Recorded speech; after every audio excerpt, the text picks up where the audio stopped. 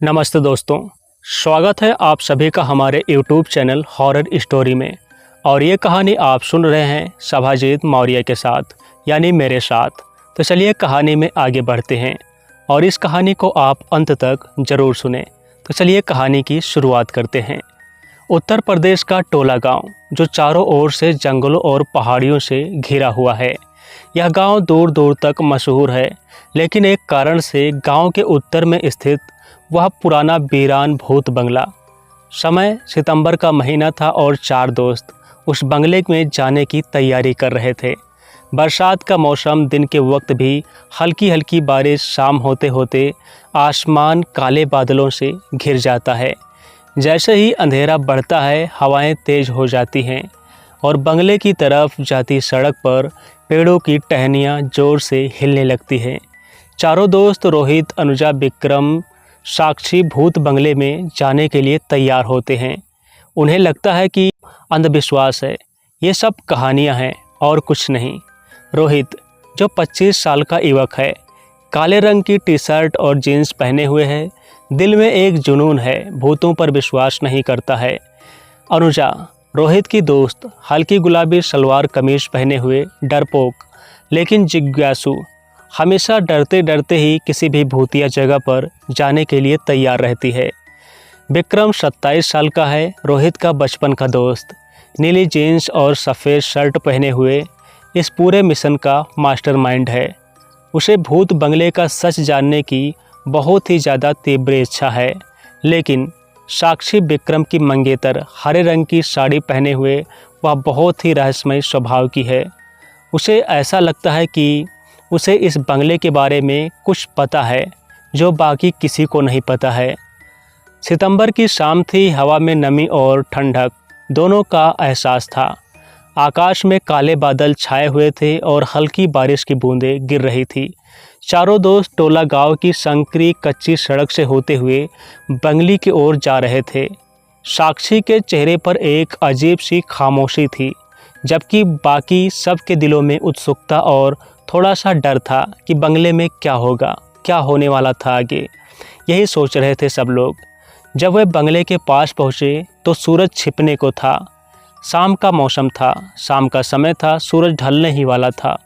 बंगले का गेट जंग खाया हुआ था और दीवारों पर हरियाली जम चुकी थी। बंगले की खिड़कियों के शीशे टूटे हुए थे और अंदर की दीवारें दरारों से भरी थी। दूर से देखकर ही इस बंगले से एक रहस्यमय डरावना एहसास हो रहा था। यहाँ पहले कोई नहीं आया होगा? रोहित ने उत्सुकता से पूछा। कहते हैं कि जो आया वो वापस नहीं लौटा, अनुजा ने डरते हुए जवाब दिया। विक्रम ने बिना कुछ कहे गेट धकेला, जो जोर से आवाज़ के साथ खुल गया। अंदर का नज़ारा और भी भयानक था। दीवारों पर पुराने चित्र लगे थे जिन पर धूल जमी हुई थी। हवाओं के साथ दरवाजे की चरमराहट और सीढ़ियों की खटखटाहट सुनाई दे रही थी। रात हो चुकी थी और अब बारिश तेज हो गई थी। चारों ने एक कमरे में शरण ली, जो बंगले के बीच में था।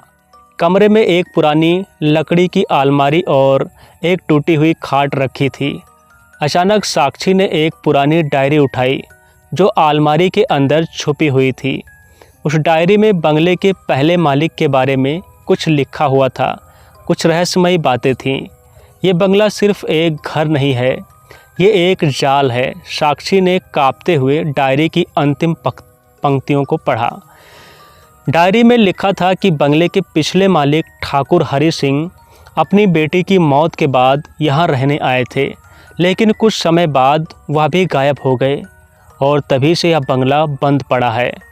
रात जैसे जैसे गहरी होती जा रही थी, कमरे में अजीब अजीब आवाज़ें सुनाई देने लगी। दीवारों पर लगे चित्र जैसे जिंदा हो उठे थे। खिड़की के बाहर से तेज हवाएं आ रही थी और बारिश की बूंदें खिड़की से टकरा रही थी। अनुजा का दिल तेज़ी से धड़क रहा था और उसे बार बार ऐसा लग रहा था कि कोई उन्हें चुपके चुपके देख रहा है। तभी एक ज़ोर की आवाज़ हुई, खिड़की अपने आप खुल गई और बाहर से एक साया अंदर आया।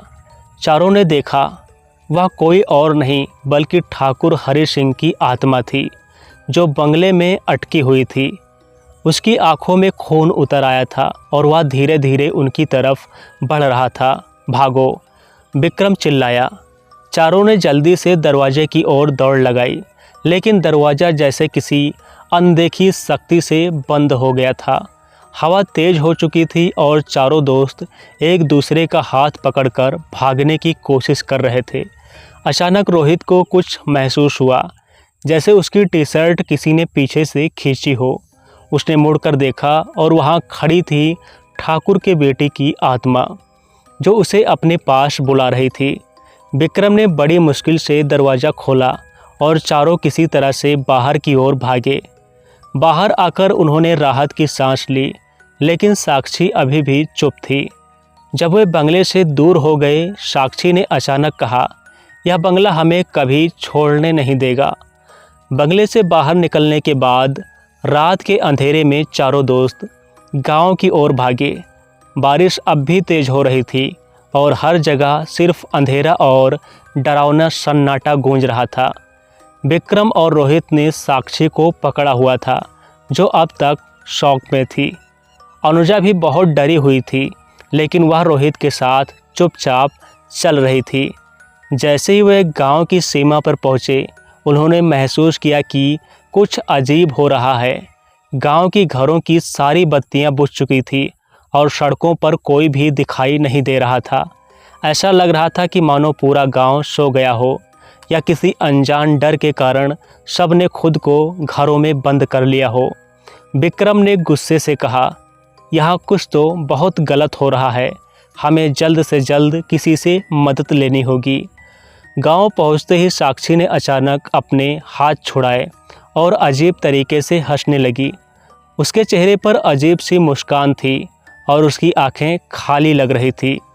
यह सब बेकार है, साक्षी ने हंसते हुए कहा। तुम लोग जितना भी भाग लो, वो हमें नहीं छोड़ेगा। विक्रम और रोहित ने एक दूसरे को चिंतित नज़रों से देखा। वे समझ नहीं पा रहे थे कि साक्षी को अचानक क्या हो गया है।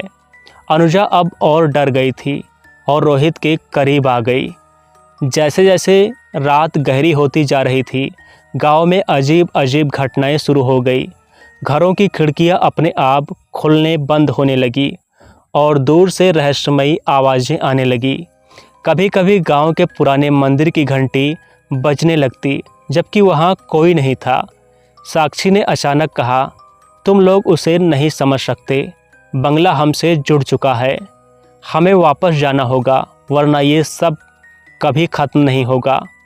साक्षी की बातें सुनकर विक्रम और रोहित के मन में डर के साथ साथ जिज्ञासा भी बढ़ गई। वे समझ नहीं पा रहे थे कि साक्षी की यह हालत क्यों हो रही है। आखिरकार उन्होंने फैसला किया कि वे वापस बंगले में जाकर इस रहस्य को सुलझाएंगे।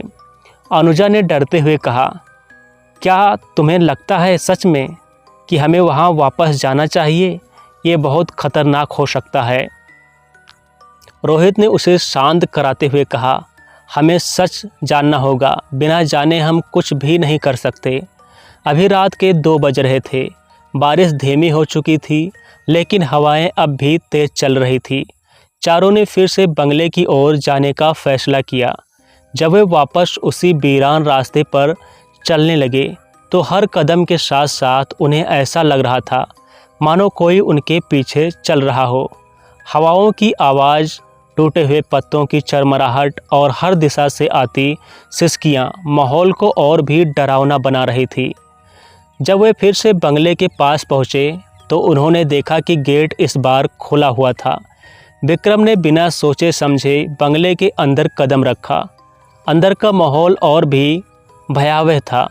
दीवारों पर लगे चित्र जैसे उन्हें घूर रहे थे और हर कोने से अजीब अजीब आवाज़ें आ रही थी।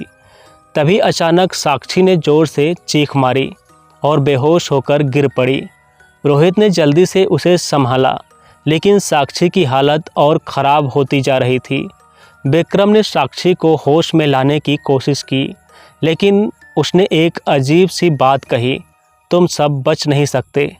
ठाकुर की आत्मा अब भी यहाँ है, वो तुम्हारे पीछे है। इतना कहकर साक्षी फिर से बेहोश हो गई। चारों ने डरते डरते बंगले के दूसरे हिस्से में जाने का फैसला किया, उन्हें ऐसा लगा कि शायद बंगले के अंदर ही उनके सारे सवालों के जवाब छिपे हों। अंदर की गहराई में जाते ही वे एक बड़े कमरे में पहुँचे, जहाँ ठाकुर हरि सिंह की आत्मा उनका इंतज़ार कर रही थी। उस कमरे में एक पुरानी पेंटिंग थी जिस पर किसी का नाम लिखा हुआ था। वो नाम पढ़ते ही विक्रम और रोहित के चेहरे पर भय छा गया। वह नाम साक्षी का था। साक्षी ही ठाकुर की बेटी की पुनर्जन्म थी और यह बंगला उसे हमेशा के लिए कैद करने वाला था। बंगले के अंदर का तापमान जैसे अचानक गिर गया हो। साक्षी के शब्द अब भी चारों के कानों में गूंज रहे थे, तुम सब बच नहीं सकते। विक्रम ने साक्षी के चेहरे को देखकर महसूस किया कि अब खेल और भी गंभीर हो चुका था। वह ठाकुर की बेटी के पुनर्जन्म की सच्चाई ने सबको हिला दिया था। रोहित ने धीरे से कहा, हमें इस बंगले में छिपे हर राज को जानना होगा। शायद यही हमारा आखिरी मौका है। अनुजा ने सहमति में सिर हिलाया और चारों एक बड़े धूल धूसरित दरवाजे की ओर बढ़े। दरवाज़ा काफ़ी पुराना लग रहा था और उस पर ताले के निशान थे। विक्रम ने अपने हाथों से धूल हटाते हुए कहा, यह दरवाज़ा शायद ठाकुर की निजी कक्ष हो। यहाँ कुछ न कुछ ज़रूर छिपा होगा। दरवाज़ा खोलते ही चारों की आंखों के सामने एक डरावना दृश्य प्रकट हुआ। कमरा पूरी तरह से वीरान था और वहाँ एक पुरानी लकड़ी की मेज़ थी। उस मेज़ पर एक बड़ा सा ताबूत रखा हुआ था। ताबूत के चारों ओर मोमबत्तियों के जले हुए टुकड़े थे जो अब बुझ चुके थे। साक्षी अचानक कांपने लगी। यह ताबूत, यह वो जगह है जहाँ ठाकुर ने अपनी बेटी की आत्मा को कैद किया था। अनुजा ने घबराते हुए कहा, हमें यहाँ से निकलना चाहिए, यह जगह बहुत भयानक है। लेकिन विक्रम और रोहित दोनों जानते थे कि उन्हें यहाँ से भागने से पहले इस कमरे की सच्चाई जाननी होगी। विक्रम ने हिम्मत जुटाकर ताबूत का ढक्कन उठाया। अंदर एक पुरानी डायरी पड़ी थी जिसके पन्ने काफ़ी जले हुए थे, लेकिन उसमें कुछ पन्ने अभी भी सुरक्षित थे। उन्होंने उसे उठाया और पढ़ना शुरू किया। उसमें लिखा था, मैंने अपनी बेटी को इस ताबूत में बंद कर दिया है। उसकी आत्मा अब बंगले की हर ईंट में बसी है। कोई भी यहाँ से बाहर नहीं जा सकता। यह पढ़ते ही रोहित ने झट से डायरी बंद कर दी। यह जगह शापित है, हमें यहाँ से तुरंत निकलना होगा। जैसे ही वे वहाँ से निकलने की कोशिश करने लगे, साक्षी अचानक से अजीब ढंग से बर्ताव करने लगी। उसकी आंखों में एक अलग ही चमक आ गई और उसके हाव भाव में बदलाव आ गया। वह अब बिल्कुल शांत थी, जैसे उसे सब कुछ पता हो। विक्रम ने घबराते हुए पूछा, साक्षी तुम ठीक हो? लेकिन साक्षी ने कुछ नहीं कहा। उसने सिर्फ विक्रम की ओर घूरते हुए देखा और कहा, यहाँ से कोई नहीं जा सकता। जैसे ही साक्षी ने यह कहा, दरवाज़ा अचानक से ज़ोर से बंद हो गया। चारों अंदर फंस गए थे। दीवारों से अजीब अजीब आवाज़ें आनी शुरू हो गई और हवा अचानक से तेज हो गई। अनुजा ने घबराते हुए कहा, अब क्या करेंगे? यह जगह तो हमें मार डालेगी। विक्रम ने कमरे के हर कोने में कोई बाहर जाने का रास्ता ढूंढने की कोशिश की, लेकिन सब बेकार था। कमरे की हर चीज़ उन्हें डरा रही थी। तभी रोहित ने देखा कि ताबूत के पास की दीवार पर एक पुराना नक्शा बना हुआ था।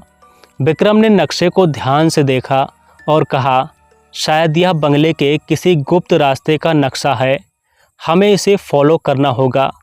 यही हमारा आखिरी मौका हो सकता है। चारों ने नक्शे को फॉलो करना शुरू किया और देखा कि दीवार में एक छिपा हुआ दरवाज़ा था जिसे सिर्फ नक्शे के हिसाब से ही खोला जा सकता था। दरवाज़ा खुलते ही एक संकरी सुरंग सामने आई। चारों उस सुरंग में घुस गए जो बंगले के नीचे से होकर कहीं दूर जाती थी। जैसे जैसे वे अंदर बढ़ते जा रहे थे, सुरंग में और भी भयानक दृश्य प्रकट हो रहे थे। दीवारों पर अजीब सी चित्रकारी थी जिसमें भूतिया आकृतियाँ बनी हुई थी। साक्षी फिर से बोली, यहाँ से कोई नहीं बच सकता, वो हमें कभी नहीं जाने देगा। लेकिन विक्रम, रोहित और अनुजा ने हार नहीं मानी। वह सुरंग के आखिरी छोर तक पहुँचे जहाँ एक बड़ा दरवाज़ा था। दरवाज़ा खोलते ही चारों एक खुले मैदान में पहुँच गए। बाहर की हवा ताजगी भरी थी और सूरज की पहली किरणें दिख रही थी। उन्होंने राहत की सांस ली, लेकिन साक्षी अब भी चुप थी। लेकिन जब उन्होंने पीछे मुड़कर देखा तो बंगला गायब हो चुका था। सूरज की पहली किरणें चारों के चेहरों पर पड़ी, लेकिन उनके मन में शांति की जगह डर और अनिश्चितता का साया मंडरा रहा था। जैसे ही वे खुले मैदान में पहुँचे, बंगला गायब हो चुका था। चारों एक दूसरे की ओर देख रहे थे, लेकिन साक्षी का व्यवहार अब भी असामान्य था। वह चुपचाप खड़ी थी, जैसे किसी अजीब विचार में डूबी हो। विक्रम ने राहत की सांस लेते हुए कहा, शायद अब हम सब बच गए हैं। लेकिन रोहित ने ध्यान दिया कि साक्षी अब भी कुछ बड़बड़ा रही थी। उसकी आंखें एक अजीब तरह की चमक से भरी हुई थी। अनुजा ने घबराते हुए कहा, साक्षी अब भी ठीक नहीं लग रही, हमें उसे डॉक्टर के पास ले जाना चाहिए। लेकिन इससे पहले कि वे कुछ और सोच पाते, साक्षी ने अचानक एक तीखी हंसी के साथ कहा, तुम लोग समझते हो कि तुम बच गए हो, नहीं, अब खेल शुरू हुआ है। चारों सन्न रह गए। क्या वह अब भी ठाकुर की आत्मा के प्रभाव में थी या कुछ और बड़ा था जो वे अब तक नहीं समझ पाए थे। वे किसी तरह साक्षी को लेकर टोमर गांव की ओर बढ़ने लगे। रास्ते में हर चीज़ सामान्य दिख रही थी, लेकिन अब उन्हें एक छोटी चीज़ में एक भयानक छाया दिख रही थी। हवा में एक अजीब तरह का ठंडक था और चारों के मन में अनजाना डर बैठा हुआ था। जब वे गांव पहुँचे तो वहाँ के लोग उन्हें अजीब निगाहों से देख रहे थे। गांव के बड़े बूढ़ों ने भी उनके साथ होने वाली घटनाओं के बारे में कुछ नहीं कहा, लेकिन उनकी आंखों में डर साफ झलक रहा था। गांव के बाहर एक बूढ़ी महिला बैठी हुई थी, जिसने उन्हें पास बुलाया। उसने अपनी कांपती आवाज़ से कहा, तुम लोग भूत बंगले से लौट आए हो, लेकिन वहाँ से कभी कोई बचकर नहीं आया। विक्रम ने घबरा कर पूछा, हमने क्या गलती की है? महिला ने अपनी आंखों में भरा दर्द दिखाते हुए कहा, यह बंगला सिर्फ ठाकुर का नहीं था, वहाँ उसकी बेटी, उसकी पत्नी और कई मासूम आत्माएं भी कैद हैं, जिन्हें उन्होंने अपने जादू से बांध रखा था। अब जब तुम वहाँ गए हो तो वे आत्माएं तुम्हारे साथ बाहर आई हैं। अब तुम उनसे नहीं बच पाओगे। साक्षी ने धीरे धीरे अपनी आंखें खोली और कहा, मैं जानती हूँ कि अब क्या होने वाला है। उसकी आवाज़ अब पहले से और भी अधिक गहरी और अजीब हो गई थी। उसने खुलासा किया कि उनके अंदर ठाकुर की बेटी की आत्मा आ चुकी है। वो मुझे तब तक नहीं छोड़ेगी जब तक उसे उसका बदला नहीं मिल जाता। रोहित ने डरते हुए कहा, अब क्या करेंगे? क्या इसका कोई हल नहीं है? महिला ने कहा, तुम्हें उस आत्मा को बंगले में वापस लाना होगा। अगर वो तुम्हारे साथ रही तो तुम लोग भी जल्द ही मारे जाओगे, लेकिन यह इतना आसान नहीं होगा। चारों अब वापस बंगले की ओर जाने का निर्णय लेते हैं। अंधेरी रात में तेज बारिश के बीच वे उसी गुप्त रास्ते से बंगले में लौटने का प्रयास करते हैं। हर कदम के साथ उनके दिल की धड़कनें तेज होती जाती हैं। बारिश अब तूफान में बदल चुकी थी और हवाएं ऐसे चल रही थी जैसे आत्माएं उन्हें रोकने की कोशिश कर रही हो। जब वे बंगले के करीब पहुँचे तो चारों को ऐसा महसूस हुआ जैसे आसपास कोई छिपा हुआ देख रहा हो। रोहित ने कहा, यह जगह हमें निगलने की कोशिश कर रही है। वे किसी तरह बंगले के अंदर पहुंचते हैं और ताबूत को फिर से खोलते हैं। तभी अचानक साक्षी जोर से चिल्लाती है और उसके शरीर से एक धुंधली आकृति निकलकर हवा में फैल जाती है। वो ठाकुर की बेटी की आत्मा थी जो अब आज़ाद हो चुकी थी, लेकिन यह खत्म नहीं हुआ था। ठाकुर की आत्मा ने अब अनुजा पर कब्जा कर लिया था। अब तक जो भी हुआ था वह सिर्फ शुरुआत थी। बारिश अब और भी तेज़ हो गई थी, हवा में ठंडक और भी बढ़ गई थी और जंगल की गहराई से आती आवाज़ें चारों दोस्तों का पीछा कर रही थी। अनुजा अब साक्षी की जगह भूतों की गिरफ्त में थी। उसके चेहरे पर एक अजीब सी क्रूरता और एक तरह का नियंत्रण दिख रहा था। उसके बाल बिखरे हुए थे, चेहरा सफ़ेद पड़ चुका था और आंखों में एक गहरी लाल चमक थी। विक्रम रोहित ने खुद को घिरा हुआ महसूस किया। उन्हें समझ नहीं आ रहा था कि क्या करें। अनुजा का अचानक बदल जाना उनके लिए एक बड़ा झटका था। साक्षी भी अब पूरी तरह से डरी हुई थी, लेकिन वह समझ रही थी कि अनुजा अब ठाकुर की आत्मा के कब्जे में है। अनुजा अचानक विक्रम की ओर झपटी। उसके नाखून अब लंबे और नुकीले हो गए थे और उसके बाल हवा में उड़ रहे थे, जैसे कि वह अब इंसान नहीं बल्कि कोई दानवीर शक्ति बन गई हो। विक्रम ने खुद को बचाने की कोशिश की, लेकिन अनुजा की ताकत अब इंसानी हदों से परे थी। रोहित और विक्रम ने अनुजा को पकड़ने की कोशिश की, लेकिन उसे रोकना मुश्किल हो गया था। उसकी ताकत अब उस आत्मा की वजह से कई गुना बढ़ चुकी थी। विक्रम की चीख सुनकर साक्षी ने दौड़ लगाई और पास के एक बड़े पत्थर को उठाकर अनुजा की ओर फेंका। पत्थर अनुजा के सिर पर लगा और वह ज़मीन पर गिर पड़ी, लेकिन उसकी आंखें अब भी खुली थी और वह बड़बड़ा रही थी, तुम सब बच नहीं सकते, सब कुछ खत्म हो जाएगा। अब चारों को एहसास हो चुका था कि उन्हें अनुजा को बचाने के लिए जल्दी कुछ करना होगा। साक्षी ने बताया कि ठाकुर की आत्मा सिर्फ बदले के लिए यहाँ है, लेकिन उन्हें कैसे बचाया जाए इसका कोई स्पष्ट रास्ता नहीं दिख रहा था।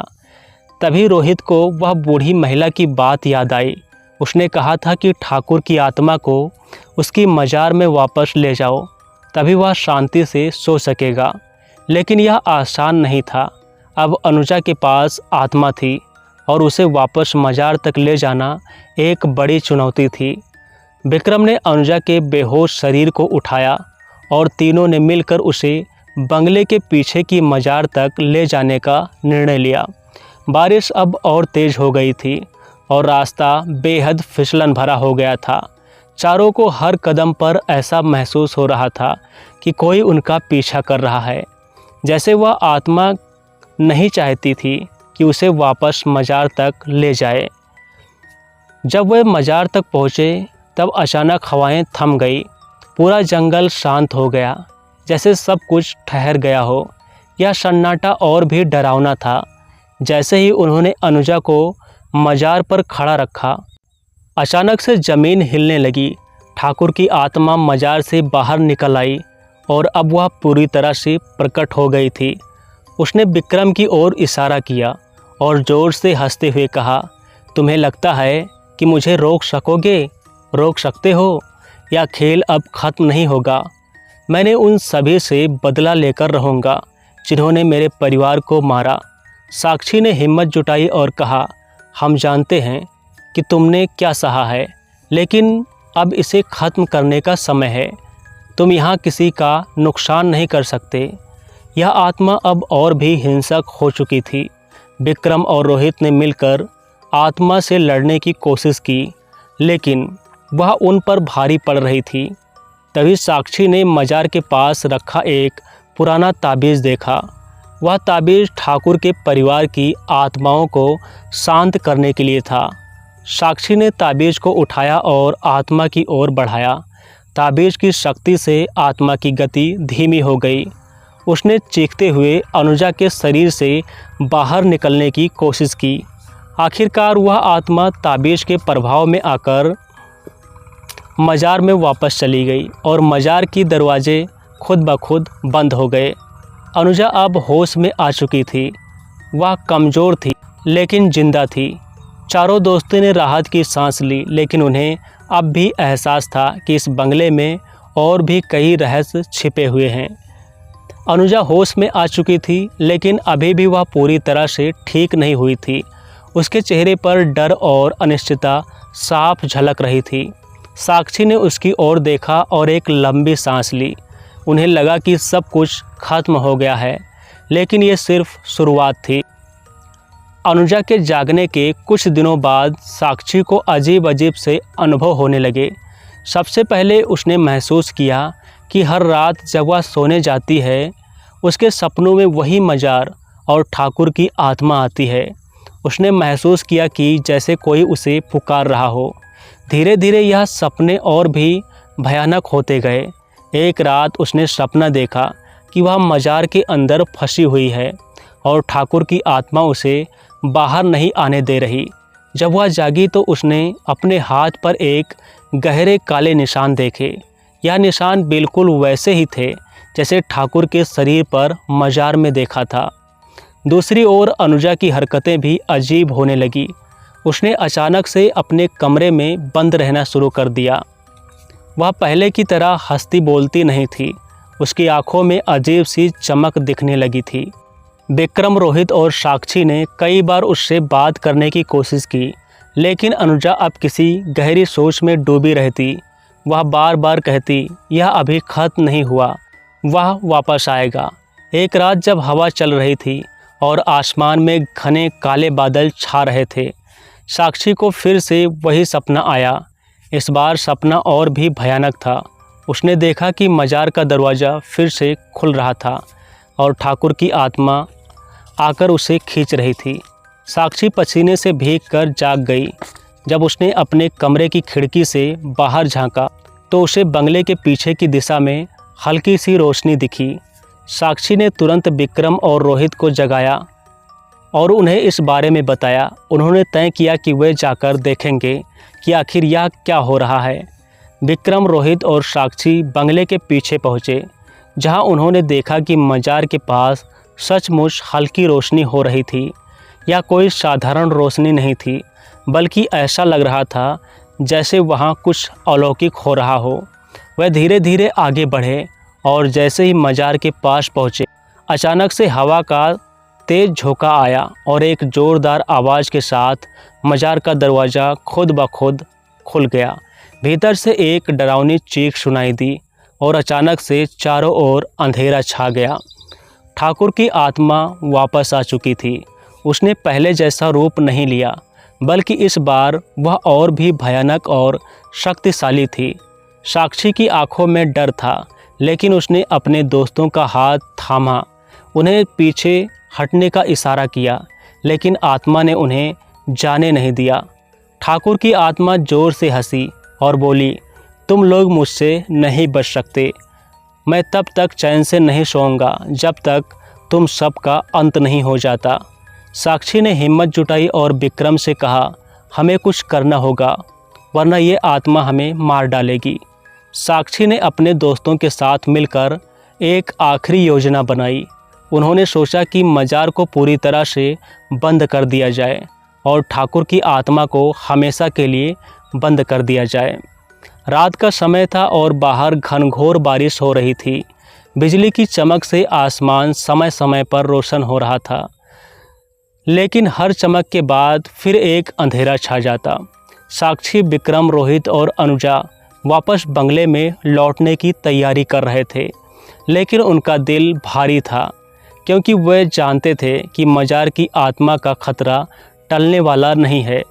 साक्षी ने जैसे ही बंगले की ओर कदम बढ़ाया, उसने अपने पीछे अजीब सी आहट सुनी। उसने पीछे मुड़कर देखा तो उसे लगा कि मजार की ओर से कोई आ रहा है, लेकिन वह कुछ देख नहीं पाई, सिर्फ एक ठंडी हवा का झोंका महसूस किया। उसने बाकी दोस्तों को इशारा किया और सभी ने कदम तेज कर लिए। वे बंगले के अंदर पहुंच गए और सभी दरवाजे बंद कर दिए। वे जान गए थे कि इस समय मजार की आत्मा बहुत शक्तिशाली हो चुकी है और उनका पीछा कर रही है। जैसे ही वे बैठकर अपनी अगली योजना बनाने लगे, अचानक से विक्रम को बहुत अजीब सा महसूस हुआ, लेकिन उसने अपने सिर को पकड़ा और ज़ोर ज़ोर से चिल्लाने लगा। उसके शरीर में अजीब सी कंपन होने लगी। रोहित ने उसे संभालने की कोशिश की, लेकिन तभी विक्रम के चेहरा पूरी तरह से बदल गया। उसकी आंखें लाल हो गई और उसकी आवाज़ भारी और गहरी हो गई। वह बोला, तुम लोग मुझसे बच नहीं सकते, मैं अब तुम्हारे बीच ही हूँ। यह आत्मा का विक्रम पर सीधा असर था। विक्रम अब पूरी तरह से आत्मा के नियंत्रण में था। साक्षी और रोहित ने कोशिश की कि किसी तरह से उसे शांत किया जाए, लेकिन यह आसान नहीं था। विक्रम अब पूरी तरह से आत्मा के हवाले हो चुका था। आत्मा ने उन्हें धमकाते हुए कहा, तुम लोग मज़ार को बंद करने की सोच रहे हो, मुझसे बचने का कोई रास्ता नहीं है। यह सुनकर साक्षी के होश उड़ गए। उन्होंने सोचा था कि मज़ार को बंद करने से समस्या हल हो जाएगी, लेकिन अब आत्मा का हमला सीधा उन पर हो चुका था। साक्षी ने खुद को संभाला और अनुजा की ओर देखा, जो अब तक कोने में डरी हुई बैठी थी। अनुजा ने कुछ धार्मिक ग्रंथों के बारे में बताया, जिनका इस्तेमाल आत्मा से बचने के लिए किया जा सकता है। उसने कहा कि उन्हें विक्रम के ऊपर एक धार्मिक अनुष्ठान करना होगा ताकि आत्मा उसे छोड़ दे। साक्षी और रोहित ने जल्दी से उस अनुष्ठान की तैयारी शुरू कर दी। बाहर की बारिश अब और भी तेज हो चुकी थी और बारिश की चमक के साथ विक्रम का चेहरा और भी डरावना लगने लगा था। साक्षी ने अनुजा की मदद से वह अनुष्ठान शुरू किया। वह सब मिलकर मंत्र पढ़ने लगे और अचानक से विक्रम की चीख सुनाई दी। उसकी आवाज़ गूंजने लगी और आत्मा उसके शरीर से बाहर निकलने लगी। विक्रम ज़मीन पर गिर गया और कुछ ही क्षणों में वह बेहोश हो गया। लेकिन साक्षी और उसके दोस्तों को अब भी विश्वास नहीं था कि सब कुछ खत्म हो चुका है। आत्मा ने जाते जाते उन्हें धमकी दी थी कि वह वापस आएगी। विक्रम को आत्मा से मुक्त कर दिया गया था, लेकिन सवाल यह था कि क्या यह आत्मा का अंत था या फिर यह सिर्फ एक नई शुरुआत थी।